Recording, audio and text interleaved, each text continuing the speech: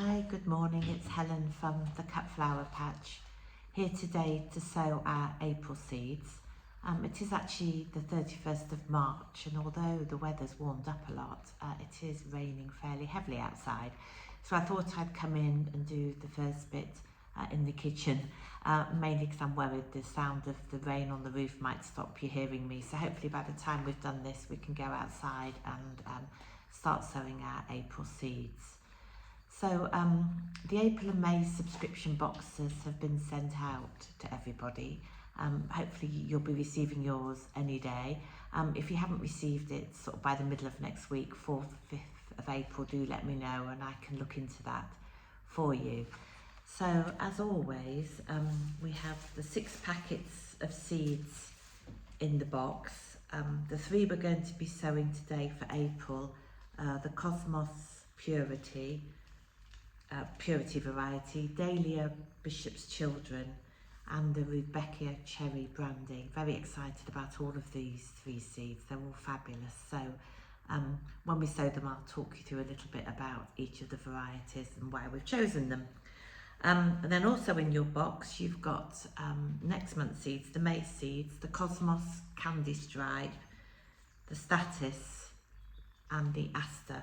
So if you just keep those on one side, keep them somewhere dry, and then they'll be good for sowing next month at the beginning of May. You'll also find in the bottom of your boxes 2 extra packets of complementary seeds. These are flowers that we sowed earlier in the year. And because I like to use all our seeds when they're very fresh, I don't want to hang on to them till next year and sell them again. And because I have some spares and I don't want to waste them, I thought our Cut Flower Patch growers might appreciate some free packets of seeds. And it's a particularly good time to do it because sort of April, May is a really good time for sowing cut flower seeds. After May, there's not really much we can sow this year that we'll get a yield from this year. So I'm thinking these will be of benefit, especially to our new subscribers who want to get their cut flower patches going. It's a busy time of year for cut flower patch growers. At the moment, I'm hardening off my autumn sown hardy annuals, which basically means I'm bringing them outside when the weather is warm and then putting them back inside if it cools down. And that's really getting them ready to plant out into the patch. So I'm hoping to plant those out really when the soil warms up, which will be in the next week or 2. I've been busy working on my plan for my cut flower patch. This is basically my front garden, and we have 2 beds at the front, sort of a metre and a half by a metre and a half. So it's not a terribly big space, but it does. Although it's not big, I do still get a really good yield of cut flowers all through the summer. If you want to use this planning tool, it is a download on the Cut Flower Patch website, and I'll put a link to that at the bottom of the video. A little planning does go quite a long way actually in terms of cut flower patch growing. It's worth working out what you want to have at the back of the patch, what you want to have in the middle and at the front of the patch. So the taller flowers go at the back, going down to the smaller ones at the front. And often what I find is you just don't need as many flowers as you think you do. So actually doing a little bit of planning allows you to work out how many flowers you want to sow. So for example, if you take this plan here, my patch will just accommodate 4 sunflowers. So I'll probably sow maybe 8 to 10 sunflowers on the basis that I'm bound to lose a few to some slugs. So, but I won't be sowing, 20, 30 sunflowers. My patch just won't need that many. So although it is a bit time consuming and it takes a little bit of time to get your head around how to do it, I would recommend having a look at that planning tool and see if you can utilise it for your patch. Okay, so what I'm going to do now is pop down to the greenhouse and get myself ready for sowing our 3 April seeds. Okay, so I've come down to the greenhouse. The rain has slowed down a little bit, so I think we're good to go. The first seed I'm going to sow today is the Rudbeckia. This is a variety called Cherry Brandy. It's a lovely, rich and unusual coloured Rudbeckia. It's got crimson flowers with dark chocolatey centres. I think it's going to be lovely. It's easy to grow. It flowers long and late into the summer and will last for a long time in the vase. It has a good long vase life. Last year, cut flower patch growers grew a variety of Rudbeckia called Prairie Sun, and I think it was one of my favourite flowers from last year, so I'm hopeful these are going to be good for us too. Right, so what I have done is filled a 24 cell seed tray with sieved multi-purpose peat-free compost. Please try and use peat-free compost if you can. It's much more environmentally friendly.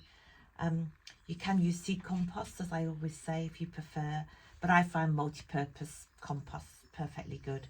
And do sieve it to get out any lumps and bumps. The seeds are small and we want them to actually make contact with the compost and not get caught up in any bits of bark or anything like that.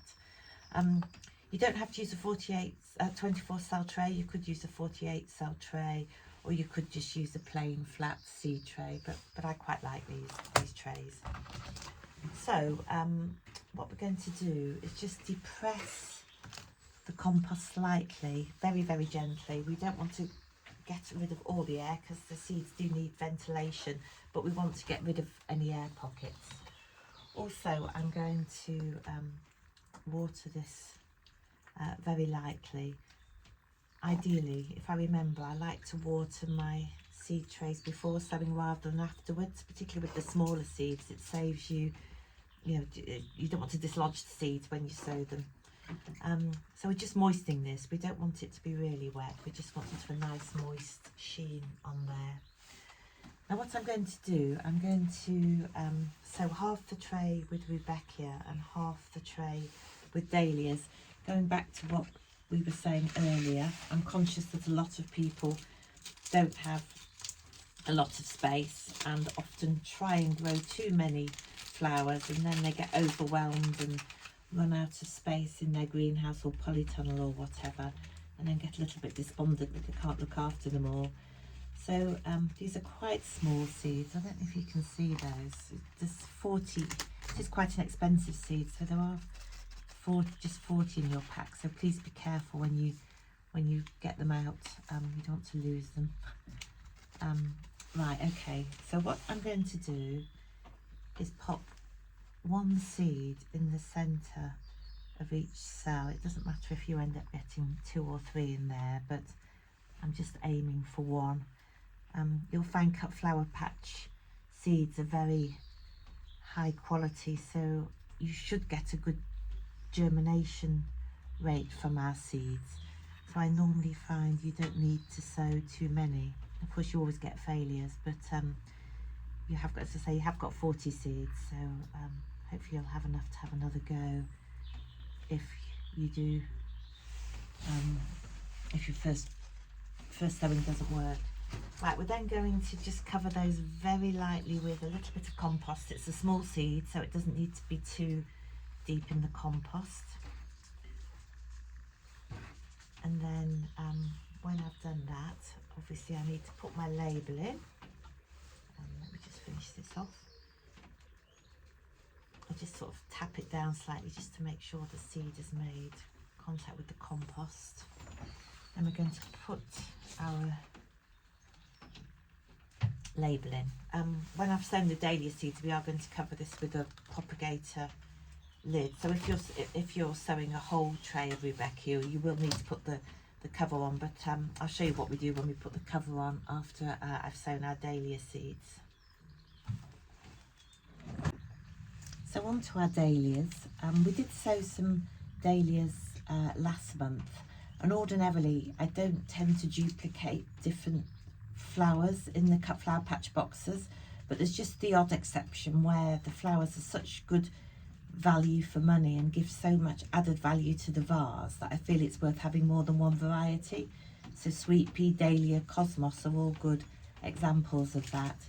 But this variety of dahlia is called Bishop's Children, and it's a sort of a really impressive, it has a really impressive rich dark bronze foliage, and it has large spectacular single flowers in a mix of very rich colours, so reds, oranges, along with dark pinks and apricots. So I think it's going to be fabulous. And as with all dahlias, if you particularly like a variety that you've sown, at the end of the season you can dig them up and save the tubers, dry them out and use them the following year. So growing dahlias from seed, I've found out, is quite an economical way to grow dahlias. So we have around 30 seeds in here. Again, it's quite an expensive seed. These are a little bit easier to handle than the Rudbeckia seeds. And what I'm going to do is just depress one vertically. Hope that you can see that, it's quite small, into the compost. Just press that down. The dahlias I sowed last month germinated really quickly, actually, within a matter of maybe 3 or 4 days. So hopefully we'll get similarly quick germination and good results from these dahlias too. So what we're going to do is, I'll just put these last few in, is pop the lid on. So these trays come complete with a clear plastic lid. If you don't have a lid, if your trays don't have a lid, then if you could pop them in something like a clear plastic bag or a shower cap, something like that. Anything to allow the light to come in and keep the moisture in too. Oh, actually, I need my label. So I'm going to pop the lid on there, and then they're going on to the kitchen windowsill. And as soon as I see the first signs of germination, the lid will come off, and then these will come down into the greenhouse.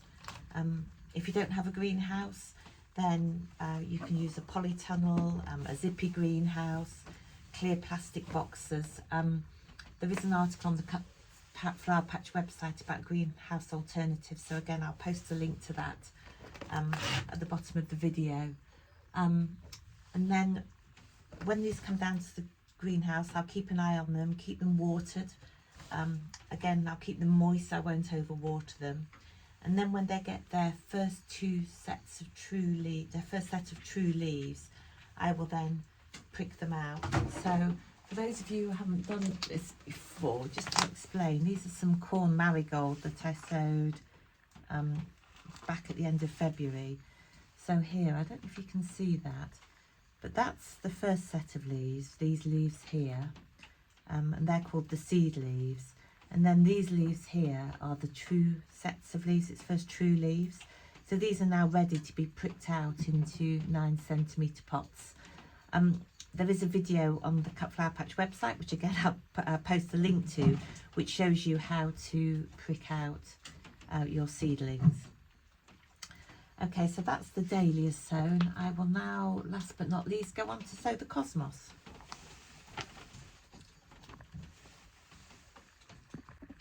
Okay, so last but definitely not least, I'm going to sow the cosmos. I think every cut flower patch should have cosmos. I think it's one of those flowers that is universally liked. The variety we're sowing is called Purity. It's a beautiful old variety with large single snow white flowers that have a golden centre, and it makes an absolutely fabulous cut flower. So what I'm going to do in this instance is sow 6, maybe 8 seeds into a 9cm pot.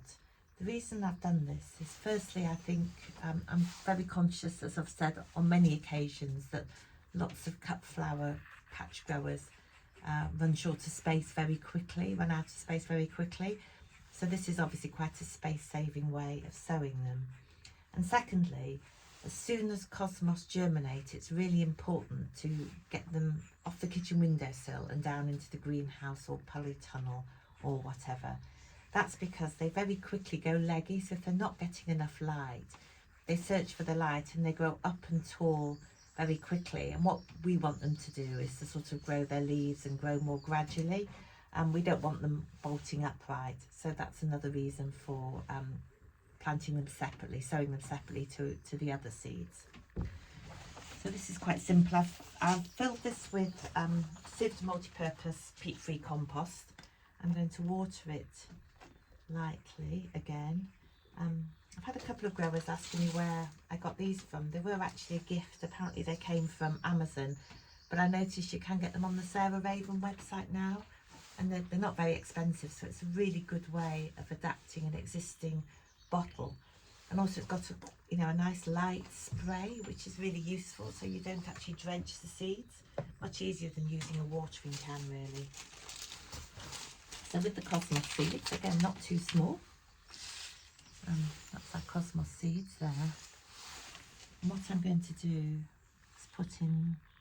is pop them in vertically, push them into the compost. I'm not sure if you can see that, but I'm just taking the seed vertically. Sorry, that's not very clear either. Taking the seed like that and just popping it around the edge of the pot. So I think I'll put 6 in here. So if you want to sow more, you can obviously do more pots. But Cosmos plants will provide you with a lot of cut flowers this summer. There we go. Then we pop in our label.